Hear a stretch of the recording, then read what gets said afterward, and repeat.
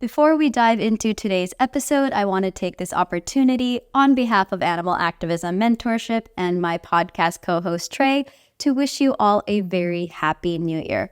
Let's make 2024 a year filled with remarkable victories for the animals.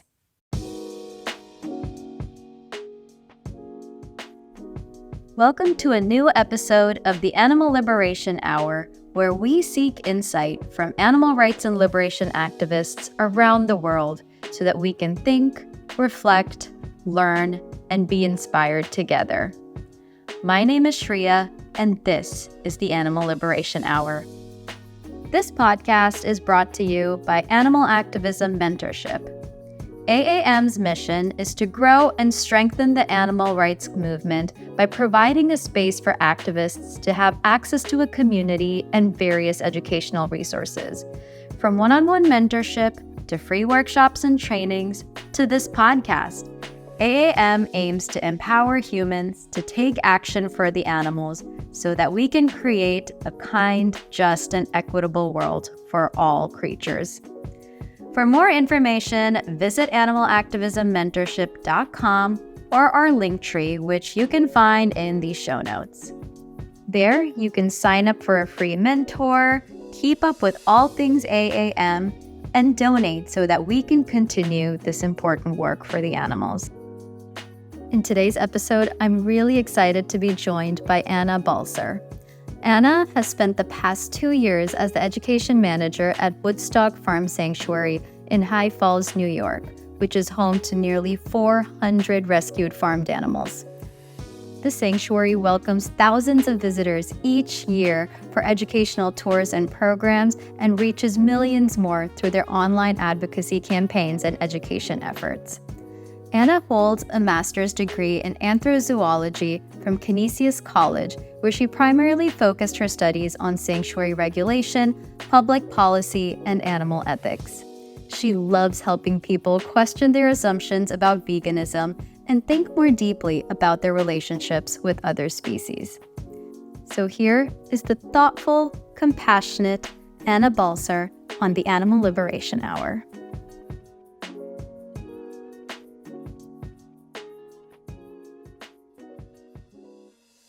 Anna, welcome to the Animal Liberation Hour. Thank you for taking the time to talk to us today. Thanks so much for having me.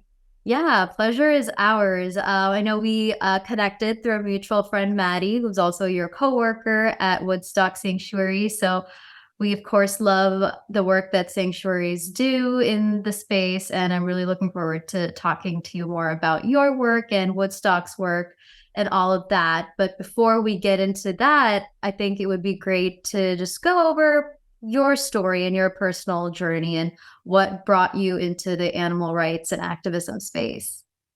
Yeah, definitely.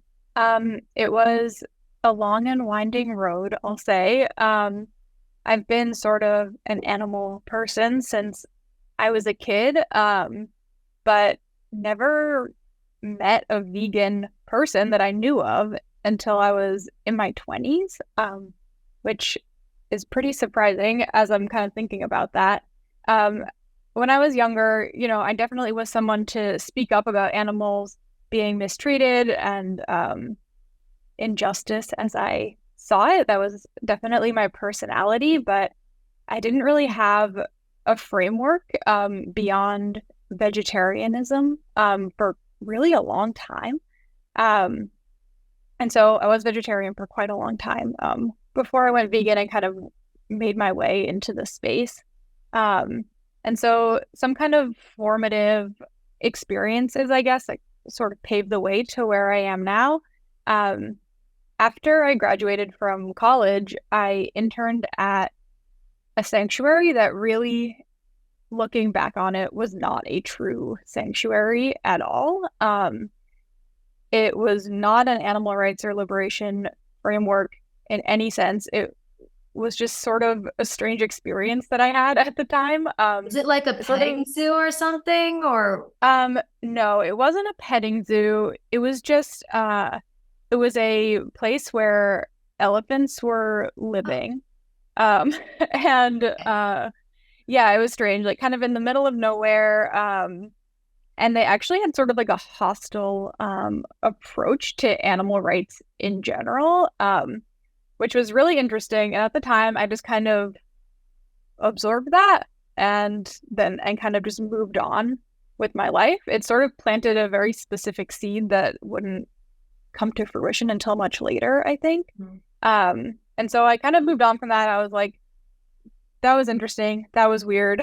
Time to start my real life, quote unquote. I started working in the human social services world at a nonprofit, and I kind of let my original passion of working with or on behalf of animals just sort of die out.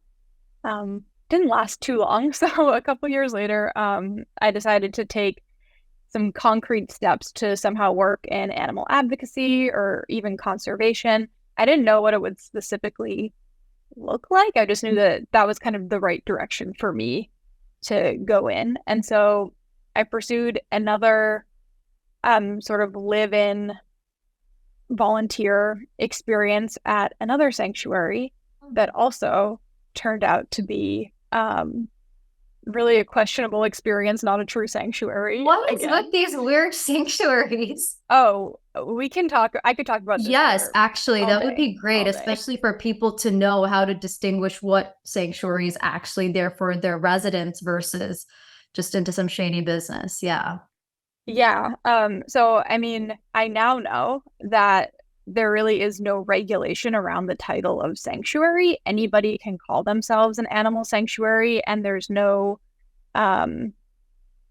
official mechanism for regulating them or, making sure that they're doing what they say that they are doing. So there are definitely a lot of facilities that are happy to take people's money as donations, and they have animals there on their property, but the way that the animals are treated and perceived and just kind of the ethical framework isn't there. And there's not great oversight there.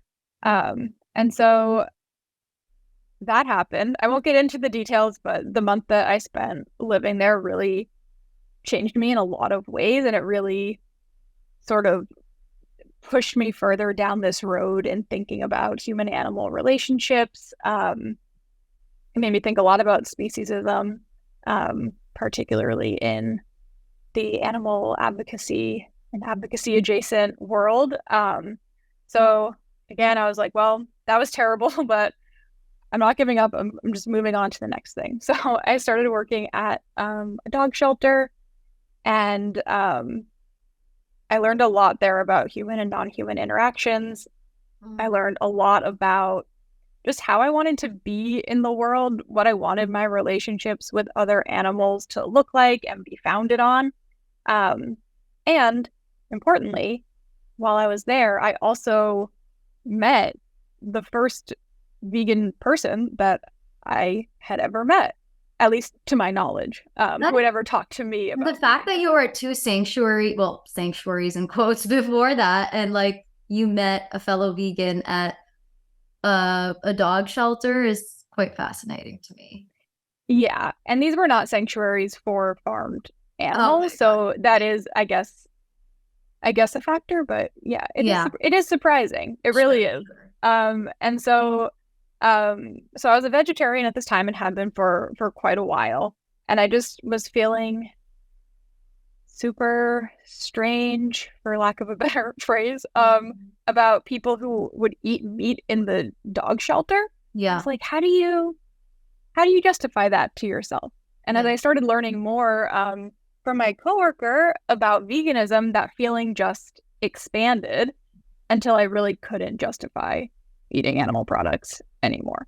And I feel like I went through that internal change and that growth really, really quickly, but it felt very right. It kind of felt like the person that I was turning into had just been kind of waiting for me to get there. And then once I was there, I was like, all right, here we go. Like, things just felt really easy, which was amazing. And at the time, I was applying to an anthrozoology graduate program. And at the time I was applying, I thought I was mostly interested in kind of studying human-animal conflicts, coexistence, even conservation, something like that.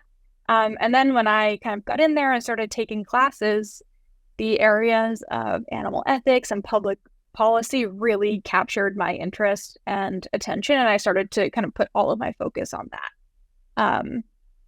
And so I did my capstone project there on sanctuary regulation and third-party certification. So kind of all of those bad experiences that I had sort of, it felt like kind of a full circle moment where I got to kind of reflect on how things had even gotten to that point and, you know, how things could improve in the future. So that was kind of a cool moment. I graduated in 2020. Not a great time to graduate from anything in the spring of 2020. Yeah.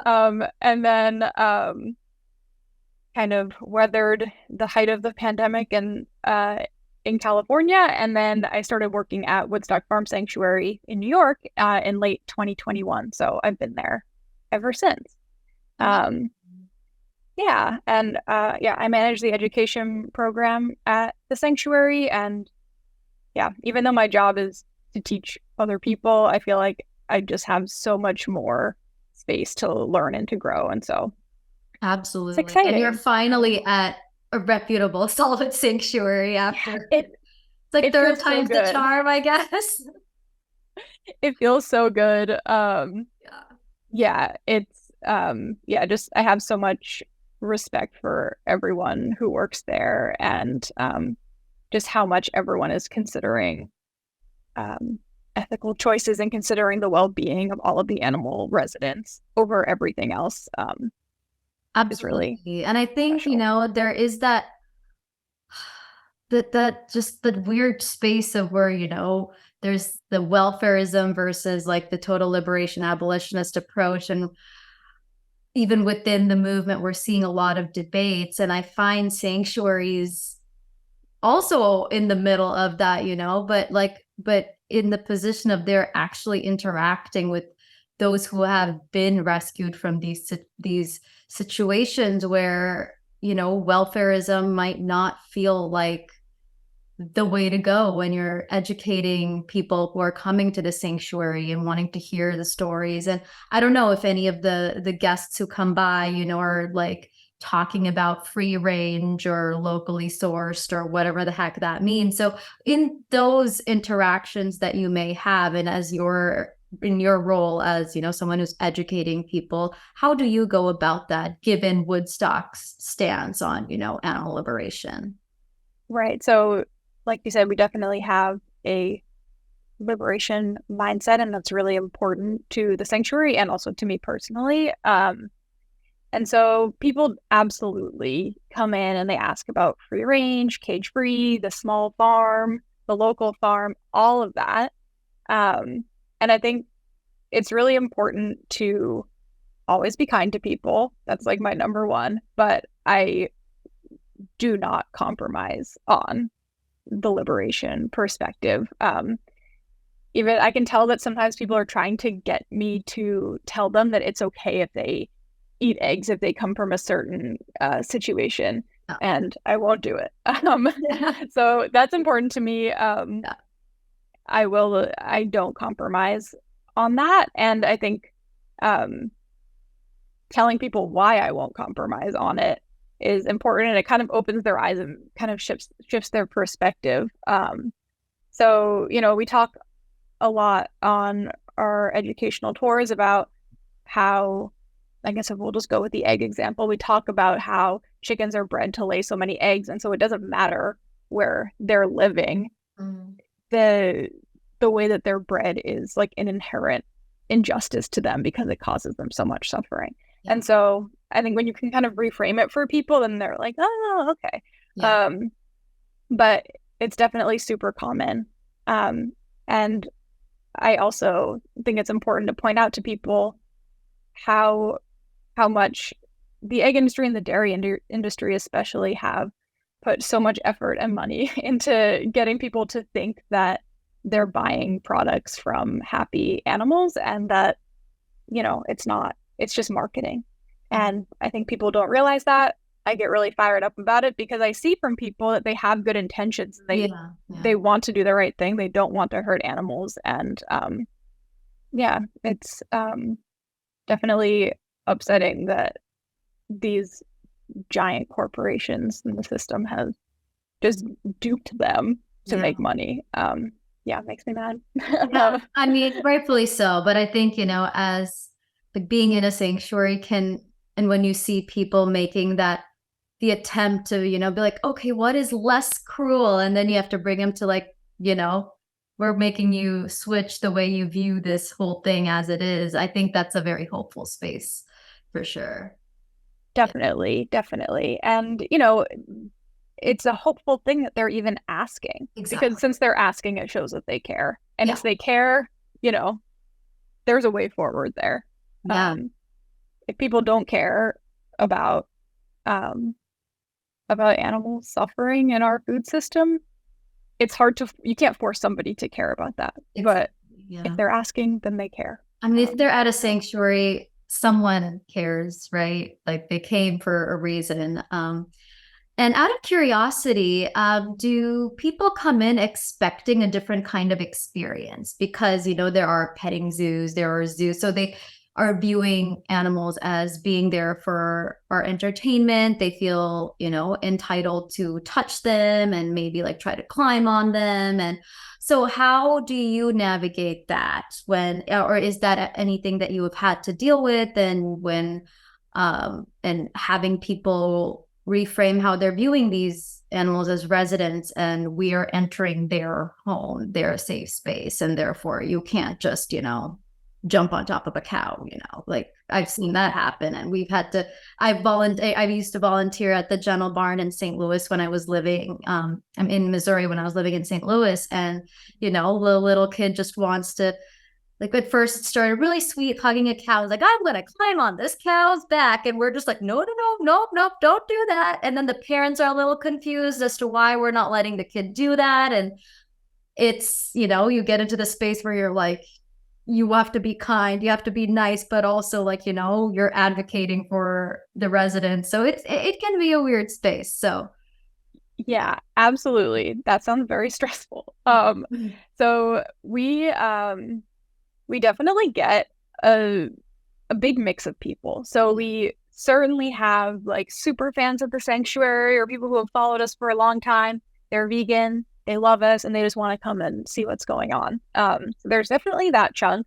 But then in the area that we are in the Hudson Valley in New York, there's also quite a large tourist industry. Right. And so you do get people who are just kind of in the area for the weekend. They're just looking for somewhere to bring their kids, something to do. And so they come on a tour and they really don't know what we're about at all. So it's a big mix. There certainly are people who it seems like their priority is to touch as many animals as they can. And so, yeah, definitely there's gentle correction that needs to happen to make sure that the residents of the sanctuary are comfortable and feel safe.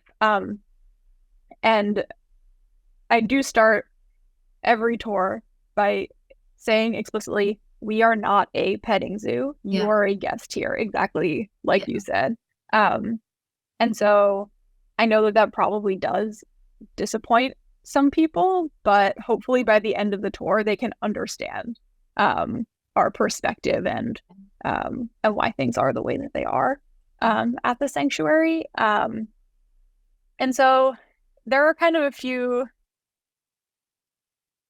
different ways kind of that we deal with interactions with residents. It's something that I think about all the time because I never want to cross that line, and the line can be really fine for sure. And so obviously respect for the residents of the sanctuary and their safety and their comfort is my number one priority. Like if we're flippant about their autonomy, like I just feel like, what are we even doing? So that's number one, of course. And so I always just tell people, sometimes we meet people through the fence. Sometimes we will go into animal pastures. And if they want to come up to us, they'll come up to us. And if they don't, that's the beauty of sanctuary. Yeah. They don't have to. And try and reframe it as a positive thing. And we do have a handful of social groups of residents that do enjoy meeting new people. Yeah. Usually. And they're chill enough that I feel like everyone can be safe. And so we kind of have those go-to groups. So whenever we're actually in sharing space on the same side of a fence, like constantly with my head on the swivel to make sure that everybody is doing okay and no humans are really missing any big body language cues or anything like that. It's really important. And one of the groups that we usually will hang out with are our senior pigs, who are typically really sleepy, and they're my pals. And so in the case of them, I kind of model to people and I say, I'll go up to them first and I'll just say hi and make sure that, they know we're here and see if they are interested in getting a little belly rub or something like that. And so I kind of wait for that vocal and body language confirmation from them. And I explain to people what we're hearing and what we're seeing. And I say, seems like she's into it. So like if anybody wants to come and say hi, she's open to it. And so kind of turning it into a learning opportunity. And I think that helps people to understand a little bit more. Absolutely. I'm sure that some people are probably disappointed at the level of interaction that they do have, but I would rather deal with their disappointment, like from a customer service perspective. You're not entitled to have a cow come up to you. So exactly. Yeah, get over it. And I'm glad you said that, because in that moment when at the incident at the General Barn, I was going into I was having a whole mental gymnastics going on, and there were a couple other volunteers who were also able to come through and just be like, this is not how we interact with cows, this is their home, you don't just climb onto their backs. And I think the parents, I don't know what they were if they were also learning from that or not, but then we also have these experiences where maybe little kids are chasing after one of the turkeys, and then the parents step in and say, no, what did they tell us in the beginning? This is their home, you don't treat them like that. And that's always nice to see, that people are okay, we have to be mindful. And we see people coming leaving the experience being I don't want to eat a turkey again for Thanksgiving or ever again. And they say these things, and it's just so sweet to hear. And then my skeptical brain kicks in. I'm like, how do we track this? So that would be, I think that was a question that I have for you as well. How are you able to track impact after people come in and, they are expressing this life-changing experience that they've had, and are we able to keep track of is that actually put into practice, or is that something that you think about as well? It's definitely something that I think about, and there are ways that we try and measure, and at the same time I definitely don't operate in the mindset of my goal isn't that every person that I'm giving a tour to goes vegan overnight. I know that that's not happening. But if I'm able to kind of just plant a seed or make them think twice, or just kind of start that train of thought in their mind, to me, I feel like that is a success. But we do give people a survey to fill out via email after our tours. It's not a rigorous study, it's not anything that is publishable or anything like that, but we can kind of get an impression of what people think and how they're feeling. So some of the things that I am looking for is an interest in leaving animals off their plate. So we ask them kind of, what are your intentions moving forward? And so people can say, I'm already vegan. They can say, I want to reduce animal products, dairy and eggs specifically, meat specifically, things like that. Yeah. So are you seeing a certain trend in these surveys? And are they how do you feel like the percentage of folks filling out the survey? This is just something that, we also want to know as far as impact goes. And it is, I think there's nothing as powerful as meeting those who, are just, they are, I think it was another brilliant activist who had said animals are agents of their own liberation. And I think the sanctuary is such a beautiful space where that's embodied, right? So I would be curious to know about what the trend is after people do visit sanctuaries. Definitely. So I think, I mean, like you were saying before, people can say anything in these surveys, and so we're not doing a follow-up like 6 months later to see. Yeah, you're not doing like a house check or anything.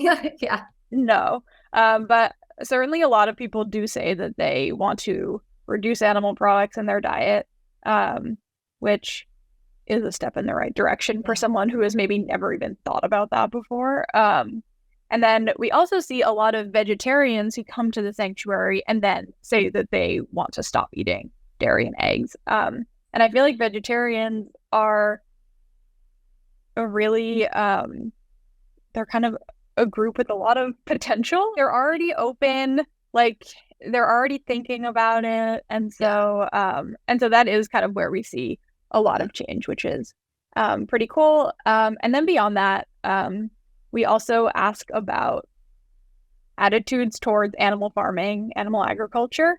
And we say, how did you feel before and how do you feel after? Mm-hmm. And we see quite a distinct shift from, it's a scale from like very positive, neutral, negative, very negative.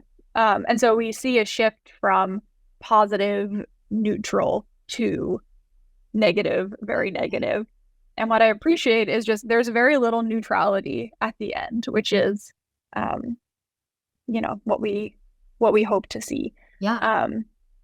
So that's pretty cool. And yeah, it's so important to be able to understand the impact. And I think it's tricky in sanctuary because there is so much happening that is hard to measure in that traditional way. But we do our best. We do our best with our survey for sure. Yeah. So it sounds like, education and advocacy is like one of your favorite forms of activism. Is that safe to say? Yeah. Yeah, definitely. Yeah. So I guess in that realm, who has been or who have been mentors or activists who have inspired the work that you're doing right now? And they don't necessarily have to be within the animal liberation movement, but yeah, like who has maybe set something that for you to look up to and, at least mirror some of the work that you do based on?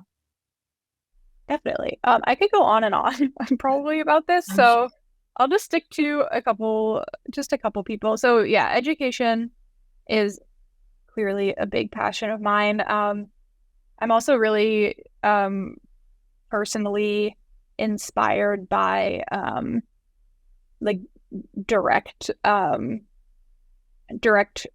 rescue and like on the ground action. And so we'll say that is also really inspiring to me.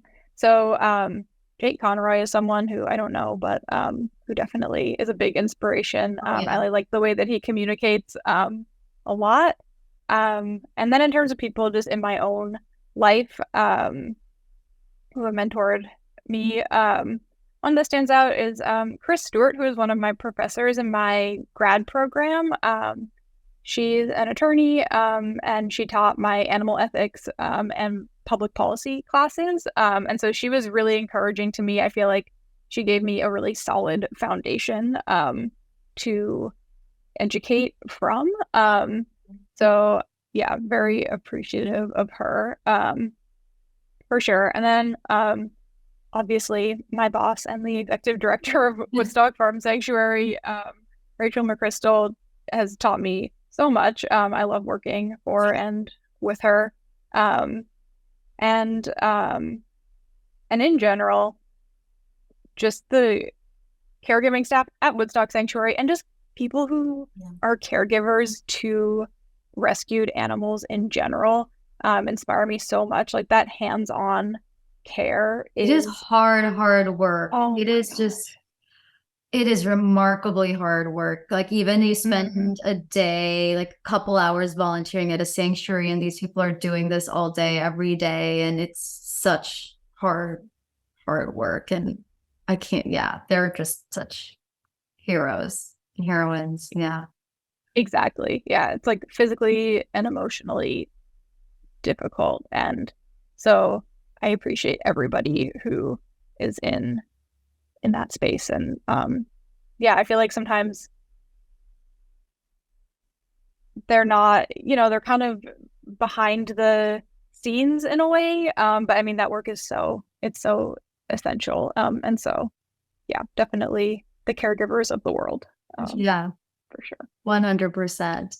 Um, and I wonder, with I hear a lot of people who volunteer at sanctuaries or people in the movement, they just there's that vision of like, yeah, I want to have my own sanctuary. And that sounds all well and good. It sounds great. And I'm sure it's difficult and there are challenges working for a sanctuary or setting up a sanctuary. So for people who want to work in the sanctuary space, what are some challenges that they should keep in mind? Of course, it's a rewarding experience, but it's not going to be a field of roses every day. So what are some challenges that you think it's important that people be aware of?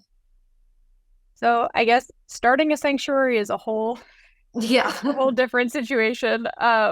So I would say, I mean, really for anybody interested in the space, I feel like volunteering in at a sanctuary is kind of the best way to get to know the work and see if it's a good fit for you. Yeah, you kind of have to get in there.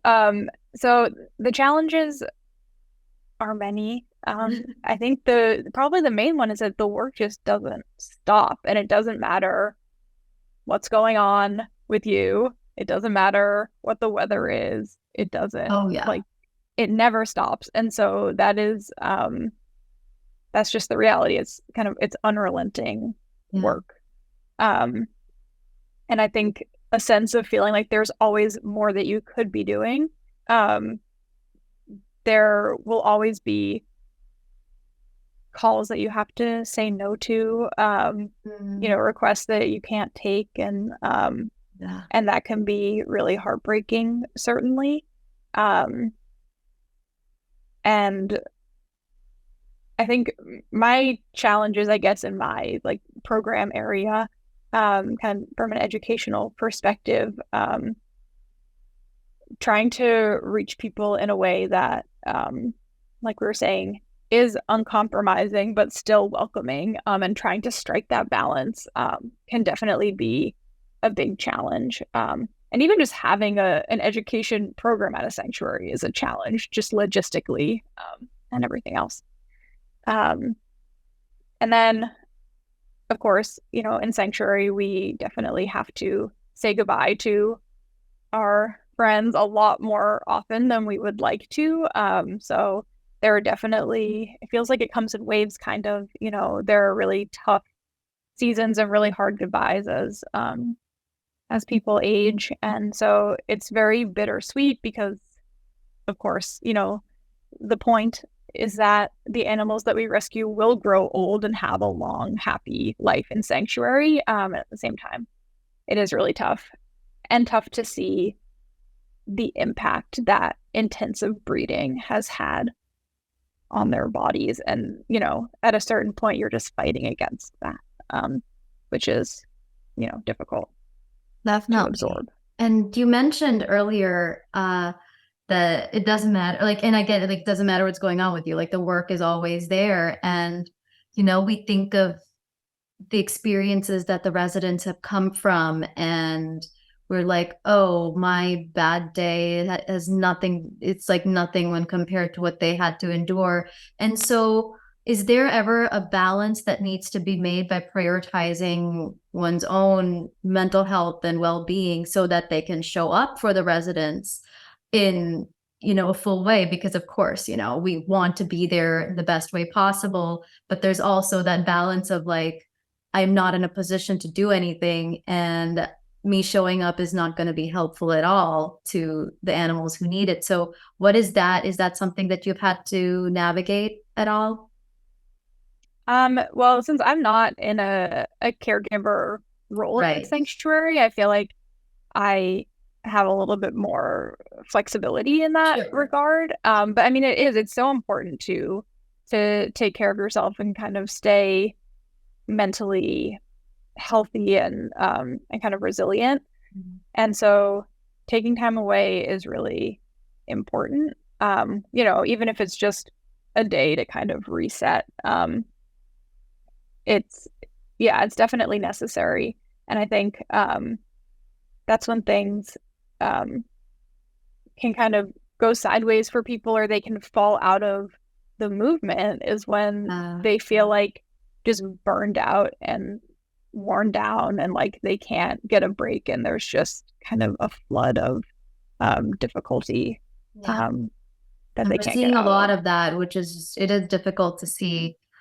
So yeah, that's it's yeah, that's an issue that needs to be addressed in every space. So again, like coming back to the fact that yeah, like when we envision a sanctuary, it's like all, bucolic and picturesque and beautiful, but it's hard work. It is really hard work. So um yeah, and just based on your experiences, and you've had some shady sanctuary experiences, and well, in quotes, and then you are in a wonderful sanctuary right now. So how are you seeing that both entities are kind of deciphering what a respectful interaction with the residents are? Like, how are you able to delineate, like, okay, this is a an acceptable, respectful way to interact with them? So I guess that would help people distinguish between this is not really a sanctuary and okay, this is what a true sanctuary is. So I think there's a lot I think that can happen, and so it's hard to nail down a specific list, but I think that a red flag for people is if a sanctuary in quotes or a someone who's calling themselves a sanctuary if they have kind of only really young animals or if it seems like they're breeding animals there. I think that is certainly a red flag. And if people are encouraged to have sort of free for all interactions with animals in general, I feel like that's also um, a red flag. It's yeah, it's hard to make black and white declarations, I guess, because some sanctuary residents will just run right up to anybody and like that's great. And so it's not yeah, it's not black and white, but Yeah. I think if you're just being kind of tossed into a cow pasture, for example, with no instruction, um, no safety information, no specifics on the personalities of who you are encountering in that pasture. I think that is definitely something to maybe be suspicious of because it makes me think, the safety of the humans and the space of the cows isn't being respected. And so I think that, you should want to be instructed and guided by the person who is leading you around. And I think also, a place where you can just kind of roll up and walk around and never talk to a person Yeah. who's working there is also certainly a red flag because sanctuaries are all about they're an ethical space that's guided by this intention and this worldview. And so if nobody is telling you about that, it seems like they probably don't care if you know about it, which seems like a red flag. Um, so Yeah, that is really helpful. Tips on how to spot a good sanctuary versus some entity claiming to be a sanctuary. And also, it sounds like the important thing is to emphasize the body language of the residents and gauge like centering how they're willing to explore an interaction over, you just wanting to pet them. So Right. And like, I think if you're in a true sanctuary, then the staff or the volunteers there will be okay with an animal not interacting with yeah. you. And if it feels like they're trying to force that interaction or like facilitate something that the resident isn't super into, I think, yeah, that should definitely raise a little flag for sure. 100%. And what do you, and this is just your opinion on this, what do you think that the animal rights movement as it is right now is lacking? And this can be based on being in the sanctuary space or else or otherwise in general. Like, what do you think that we as a community can do to improve our efforts? Yeah, I guess I don't know that this is coming from the sanctuary perspective necessarily, but just my Yeah, whichever. opinion.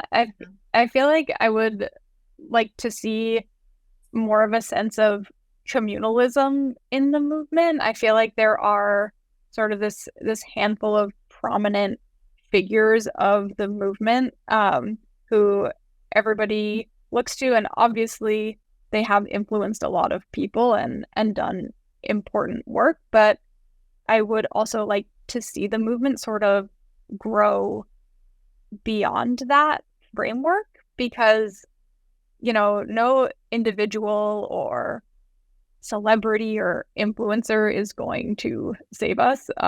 And when people have, when everything sort of points to this small group of people, we've seen again and again, they can't stay at the top. You know, people fail each other in big and small ways all the time, and so I think investing so much into sort of the perfection or the purity of these individual people, it's always going to lead to disappointment.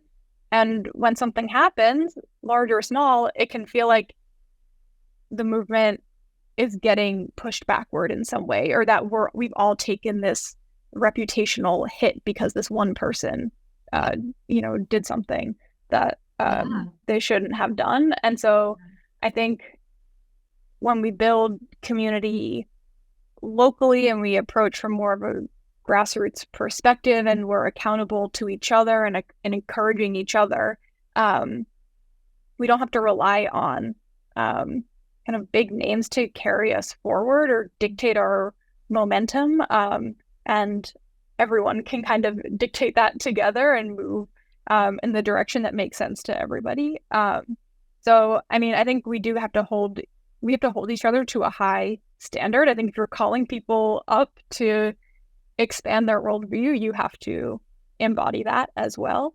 And looking to other people to maintain that standard for us. It just doesn't work. We see it. We just keep seeing it.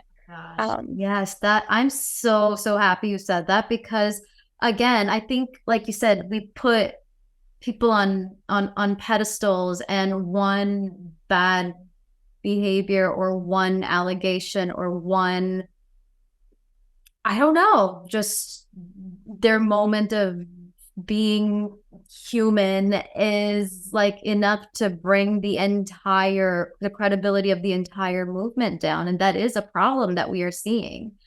And regardless like of what happened behind the scenes, and then it's left to a whole just scenario of infighting, and it can be a production. And that's why I personally like to think about ways to decentralize resources. And in order to do certain actions, do I have to join a particular group, or are there ways that I can get resources by just doing that within a grassroots framework, like you said, in the community? And I think we're starting to, or it could just be me in my own bubble, like starting to see these conversations, or I'm just naturally gravitating towards people who share that thought process as well, of how to decentralize resources, be it legal help, be it financial support, or I don't know, like access to veterinary care for your residents. Like these are things that we do need to think about, and not, and by decentralizing, I know we all do work within an organization. So we're not talking necessarily about decentralizing our we're getting paid to do certain jobs, but Yeah. it is an interesting conversation to have in this political climate, the societal structures. It's just, is it a utopian vision, or is it just us trying to think of ways to restructure the entire system? So I feel like that could be a whole different 2-hour conversation. Yeah, absolutely. But no, I mean, you're right. I think it's an important conversation to have, and I agree that I'm hearing people talk about it, and I think it's great that people are talking about it. Yeah. And I Yeah. also, I also understand the desire to sort of point to one person and say, Sure. like, they know everything and like they have the best way. And but Because it's easy it in some just way it to is easy. like give me the rule book, Mhm. give me the steps, and I'll follow that. That it is easy. I am Yeah. not going to take away from that. But Yeah. my personal thing is Walking Phoenix is currently still on my pedestal. I am going to keep things crossed. I'm going to hope no one reaches out to me and like says that he did something bad. But until then, he will stay. Yeah. Yeah, he is maybe the only vegan celebrity who has not been revealed to be not actually Yeah, vegan. like hasn't disappointed us. So Mm-hmm. we'll see. Yeah. Oh boy. Joaquin Phoenix, if you're listening to this. So I think another space that, sanctuaries have been a topic of not debate, but some sort of heated conversation is the effective altruism space. And I want to talk a bit about that with you as far as like constructive critiques may go, flaws, pitfalls, or what it might be doing right. Is it all of, are we all misunderstanding what is behind the ethos of it? Because there is a lot of conversation on effective altruism. For some reason, a lot of money is behind that space. And then I think of, oh my gosh, sanctuaries and grassroots communities do so much with so little money. So imagine the impact that could be had. So like let's just talk about that a little.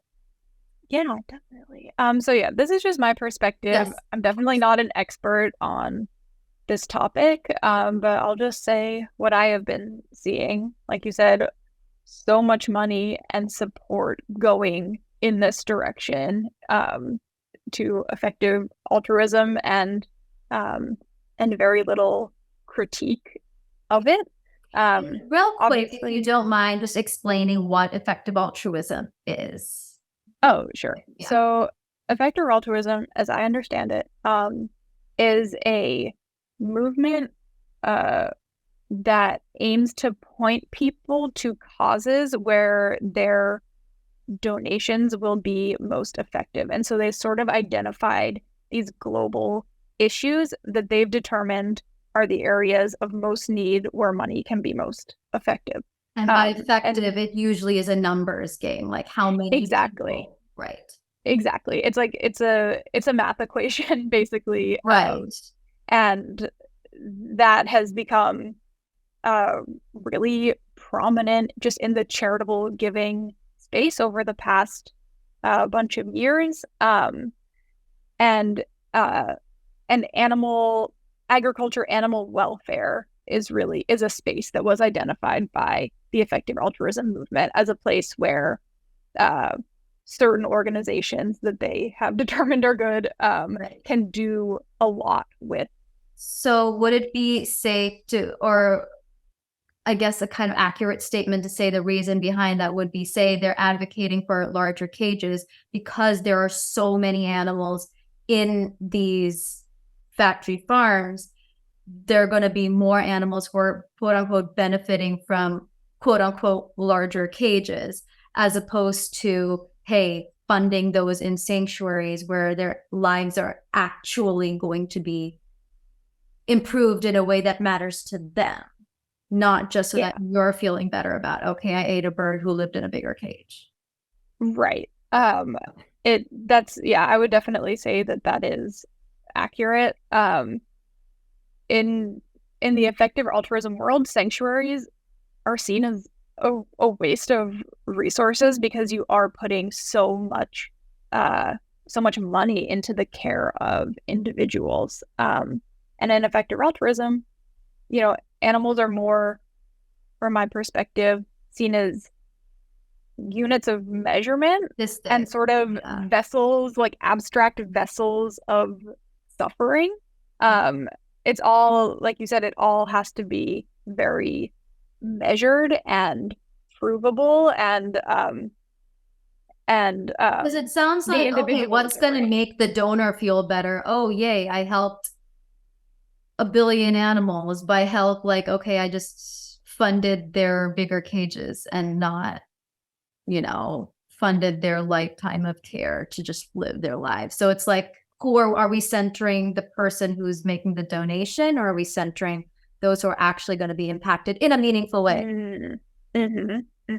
Yeah, that's a great point. It is sort of, a way for people to feel like they are making the most difference, even if they never actually see the result of that. So yeah, I think it's important to ask, what has actually materially changed for non-human animals in an effective altruism framework? It's hard to say, because you're taking these very real lives of very real individuals and abstracting them, in the name of this movement. And so I think for me, like the erasure of animals as individuals that EA sort of encourages is really a step backwards. It's giving up so much hard-won ground for the movement. So I find that kind of disappointing to see. And I think from the EA world, there isn't a lot of acknowledgement of work that was already happening before they popped up. The experts who are already doing work in the animal advocacy space, who are, of course, primarily women who have been trailblazers for animal rights, they're just really not acknowledged and kind of pushed aside in the conversation. So yeah, there's kind of a lack of acknowledgement of already existing movements, and just kind of a sense of our way is the right way because the numbers back it up, and you'll just have to take our word for it that these numbers are accurate. And I think this also touches on the putting people on pedestals and hero worship thing with like Sam Bankman-Fried and the whole effective altruism thing, and like how in a way that also had a negative effect on the animal advocacy space, because it wasn't about, oh, this person, was a fraud, as opposed to, oh, this person who was a vegan was, or whatever he was, I don't know. But anyway, so again, don't put people on pedestals. Yeah, that's the moral. But I think there's a few things. There's so much that we could talk about here. Sure. Yeah, but I think it's helpful to at least address that, like what it means and our opinions on it, and also why it's kind of it opposes the sanctuary space, which Absolutely. it's kind of disheartening when people who care about doing more good are saying don't donate to sanctuaries, which is It like, is. that makes no logical sense for people who are very logic and numbers driven. Like I would rather see you maximize impact on you're we're comparing two completely different things. You're comparing the number of animals who have like maybe they think it's slightly better living conditions, but we know that that's not necessarily the case. So you're comparing that stat with the actual value and the improvement in the lives of a handful of residents, which is actually, going like there, you can't compare the two. So yeah, it's true. They're kind of incompatible worldviews. And there's this ethic of care that is central to sanctuaries that, it's just completely missing and really irrelevant to the EA world. And that's not like, I want to live in a world where care and justice is prioritized. I don't want to live in a world where caring for the mistreated and the marginalized is seen as a waste of resources. That is just horrible. give them 5 minutes in the sun, they'll be fine. We're good. Yeah. It's I think devaluing sanctuary work has implications outside of the sanctuary world, and even outside the larger world of animal rights in general. 100%. I don't like to see groups of individuals kind of reduced to numbers on a page. And I think there's also the aspect of, anything that we can't measure the way that we would like to measure it is not effective. So it's that attitude toward the movement, I don't think is very helpful, because especially in sanctuaries, there is so much happening that you can't measure. So, for example, there's a sheep at Woodstock Sanctuary. Her name's Kat, and right now we're fundraising for her to get a new prosthetic leg. And we'll include all the information on your fundraisers in our show. Yes. So please send them my way. Thank you. So we can include for that. Sure. But we know the cost of her leg. It's not cheap. Yeah. But how do you measure the improvement of her life? Like, I could think of a couple ways, but there's no way to like fully encompass the change that will give to her to be able to, keep up with the other sheep and just be able to move around more easily, and how that will make her feel. You can't really measure those things in a way that fits into that framework, but that doesn't mean that it's not really important. And especially it doesn't mean that it's not important to Kat, the sheep. 100%. I love it. Yeah, again, we're centering them, and that's important, and their best interest, and that's what's most important. For sure. So I just love your excitement when you talk about the sanctuary and the work that you do. So what is your favorite part of the job? You talk about the challenges. So what's your favorite part of being at Woodstock? Well, my favorite part of being at the sanctuary is probably hanging out with our elder pigs in their cozy barn. They're my buds. Oh my gosh, they always get the warmest space. In the winter times, I'm like, can't find me. I'm probably hiding with the pig. It's too cold. Absolutely. My favorite part of my job that's actually like part of my job description is getting to talk with just genuinely curious people who want to learn. It's really energizing to me to feel like people are taking the movement seriously and kind of reconsidering what they've learned. I especially love talking to people, this is so specific, but people who have gone vegan past the age of 60, like started their vegan journey past, like after they turned 60. Those are probably my favorite people to talk to, because they really show, it's never too late to shed all of the family and cultural baggage and all of the things that you've lived with. Very inspiring to me.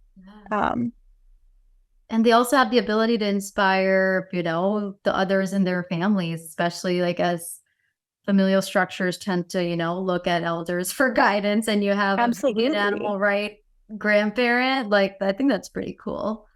Yeah, it's awesome. Like some of them were just kind of on their own independent journey. Some were influenced by their grandkids, which I think is so cool. Yeah, I can't remember who said this to me, but it's either, the really young or like the elders who are, really well equipped to make change.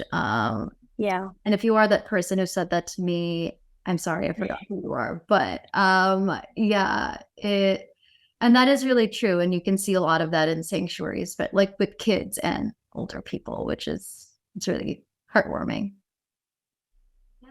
for sure.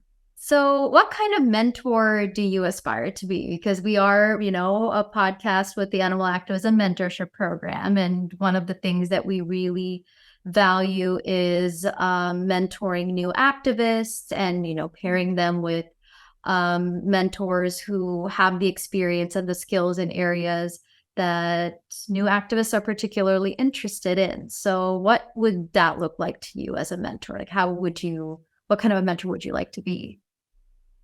I feel like a good mentor is someone who knows what the individual that they are mentoring needs or needs to hear, kind of what motivates them. And so I feel like um, I aspire to be someone who is flexible enough to work with whatever that person might need from me. Obviously, I would like to be a supportive mentor, give insight where I'm able. And I think just in general, I aspire to be a non-competitive mentor and kind of recognize that there is absolutely room for everybody in this space. And really cool things happen when you empower other people to, rise to the top of their own abilities. Yeah, I love that. I just love the just dismantling the whole mentor-mentee relationship altogether. Just let's all uplift each other. I will say that I've learned a lot from people who I've mentored too, and they're just doing such remarkable things. And I'm like, wow, I'm learning from them now, and I love that. That's always something very special. And as far as, you and your work at Woodstock and all of the programs that you have, are there any specific programs that are in the works? What plans are going on? What plans for the future as far as the sanctuary goes? And how can our listeners support you and the work at Woodstock? Yeah, so future plans, we have a lot of them. We didn't even really get to touch on kind of the other half of my job, which is our advocacy programs that often happen online. So yeah, I mean, if we have time, just kind of quickly go over it. Something that I'm really excited about for next year that we have been doing for the past 2 years is our FAIR coalition. So it's a coalition of other sanctuaries and advocacy groups across the country who kind of committed to educating people about the realities of state and county fairs. Yeah. Yeah, we found, so many people are kind of unaware of the purpose of fairs as a sort of propaganda for the animal agriculture industry. And so we've been doing a lot of education in that space, and specifically we're focusing on the Dairy Cow Birthing Center at the New York State Fair. From your face is right. It is horrible. It's basically what it sounds like. What is that? So dairy farms, this happens at county fairs and state fairs across the country, but since we're in New York, we're focusing on New York State Fair. But dairy farms transport very pregnant cows to the fair, and they're induced, so they go into labor and give birth in front of an audience at the fair. And it's an opportunity for the industry to sort of interpret the events of birth, taking away the baby from their mom, like right after they're born. And so that all happens at the fair? it all happens at the fair. And people find this a positive experience? Unfortunately, yes, they do. Okay.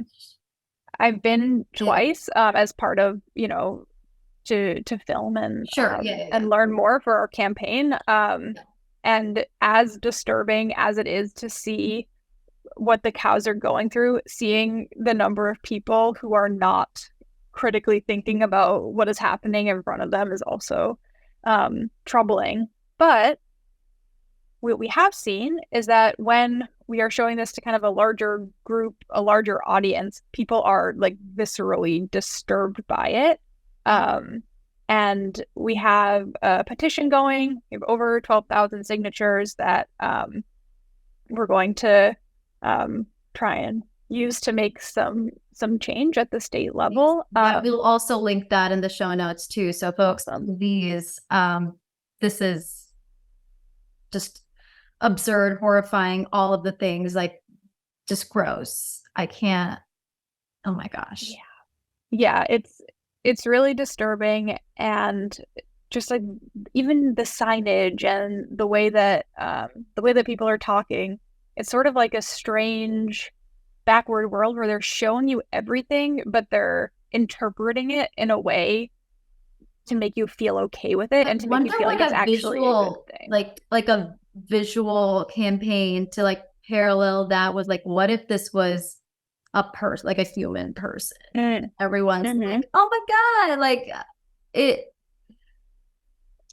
This is kind of taking a toll on me. I didn't expect to have this kind of a reaction, but that's just absurd. No, I mean, it's upsetting. I'm sorry that I just kind of no. I mean, I'm glad that I now know about this, because again, I think where we tend to focus on, and it's not in any fault of activists, like we're focusing on, slaughterhouses, animals and experiments. And when we think entertainment, we think, roadside zoos, we think SeaWorld, we think, the animals forced to act in films. But and then we think of like pony rides and circuses. But this is the first time hearing about like grabbing popcorn and watching a cow give birth. It's just, it's wild. Yeah. And that is kind of one of the refrains of our campaign around that is, birth is not entertainment. Yeah. It's not. For any species. Yeah. It should not be. And also, beyond that, making the connection for people that this is incredibly disturbing, and this is happening without the audience on dairy farms every single day. And so if you have a problem with the birthing center, you should also have a problem with the dairy industry, and making that full connection for people, which I think is really important.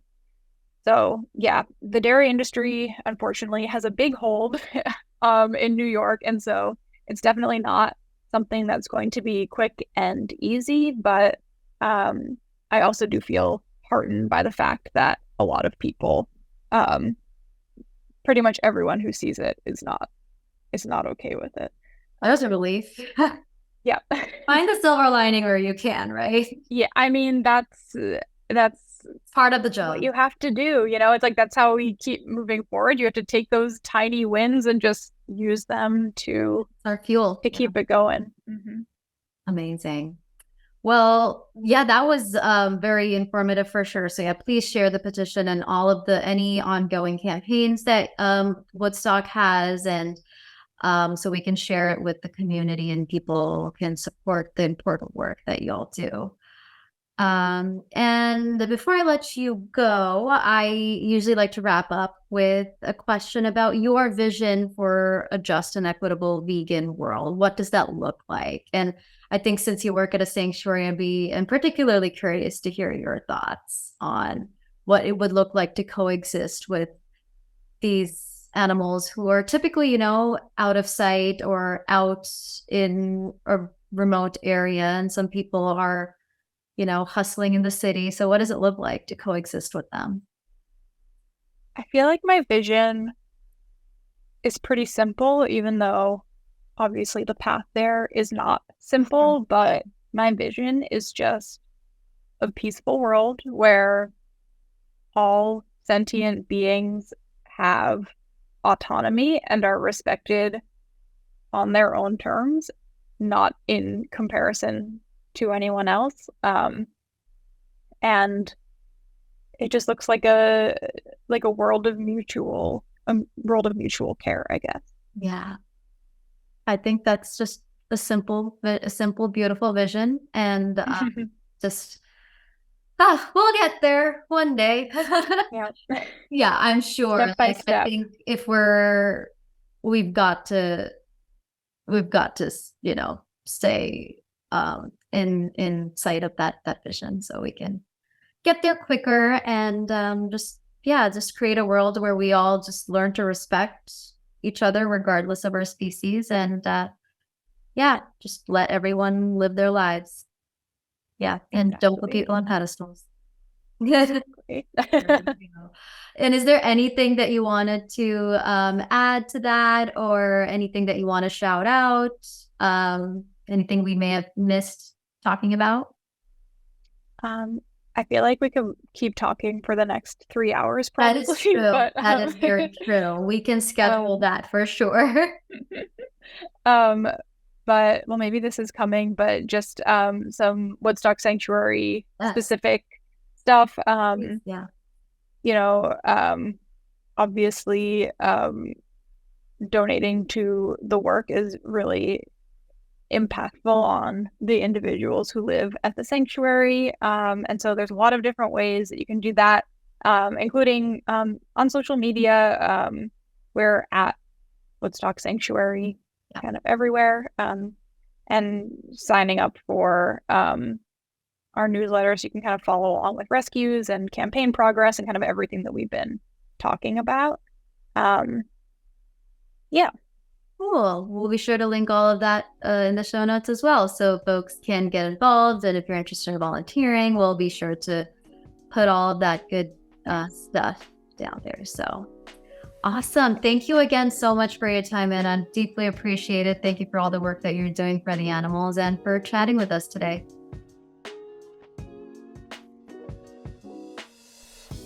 Please take a quick minute to rate and review the podcast.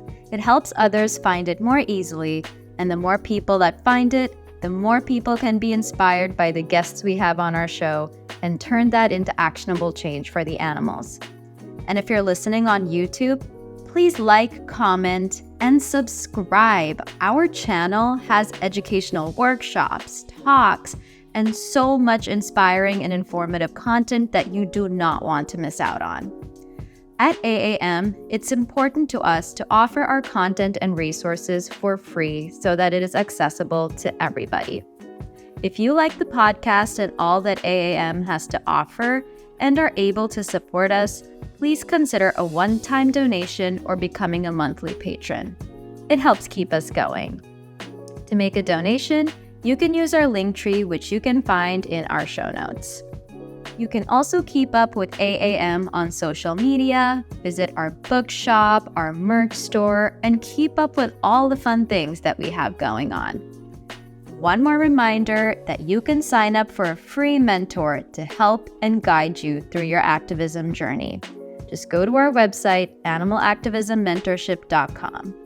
So if you needed a sign that you should be an activist for the animals, here you go. Now remember that it will take all of us to come together and collaborate to achieve animal liberation. So stay focused, be courageous, be perseverant, and keep doing your part. And most importantly, take care of yourselves. Until next time.